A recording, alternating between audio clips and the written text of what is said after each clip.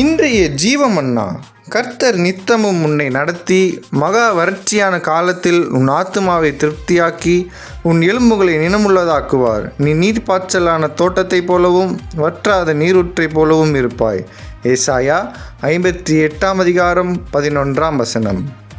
Today's living manna. The Lord will guide you continually and satisfy your soul in drought and strengthen your bones. You shall be like a watered garden and like a spring of water, whose water do not fail. Isaiah chapter 58:11. God bless you.